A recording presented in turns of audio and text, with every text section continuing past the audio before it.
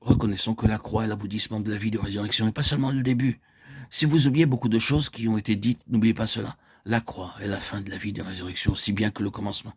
Ainsi je connaîtrai Christ et la puissance de sa résurrection et la communion de ses souffrances en devenant conforme à lui dans sa mort. Certains sont venus vers moi avec Philippiens 3 et ont dit « Pourquoi Paul met-il la mort à la fin ?» Il aurait dû sûrement placer cela dans un autre ordre.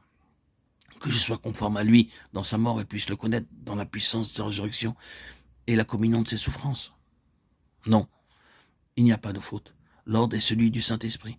La puissance de sa résurrection présuppose qu'il y a eu une mort, mais la vie de résurrection elle-même conduit à la croix.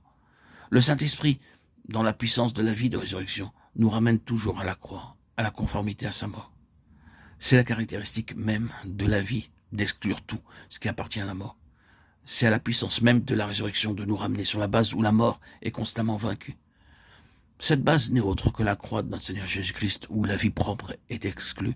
Ainsi Paul dit, en devenant conforme à lui dans sa mort, ce qui signifie d'avoir constamment cette base de mort, autant progressivement ce qui est le terrain de la mort. Et cela encore, c'est comme nous l'avons dit, le fruit d'une union vivante avec lui. Ce serait une triste perspective pour vous et pour moi, n'est-ce pas, d'être conforme à lui dans sa mort, si cela se faisait entièrement en dehors de sa puissance de résurrection en nous et de la connaissance que nous avons déjà de la vie du Seigneur. Où serait alors notre espérance? Qu'est-ce qui représente la puissance de notre survie, alors que la croix est rendue plus effective dans notre expérience? Il n'y aurait aucune survie, n'est-ce pas? Sauf ce que sa vie de résurrection est en nous. Ainsi Paul prie que je le connaisse, lui, et la puissance de sa résurrection. Cela signifie conformité à sa mort, sans une entière destruction. La fin de la vie de résurrection est la croix. Le Saint-Esprit travaille toujours en étroite relation avec la croix, dans le but que la puissance de sa résurrection puisse se manifester en nous d'une manière croissante. Ceci est l'arrière-plan de toute la question de la vie. Je suis certain aujourd'hui plus que jamais que la base en nous pour la vie triomphante est l'œuvre de la croix.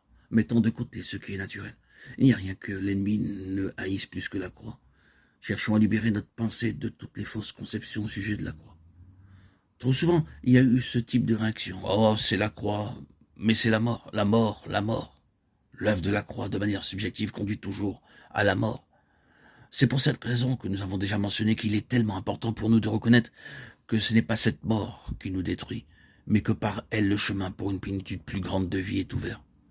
C'est le côté positif que nous devons garder présent à l'esprit, non pas le fait que nous devons être constamment exclus, éliminés, mais bien cela, de la nécessité que cela soit fait en nous, pour qu'il puisse agir et agir.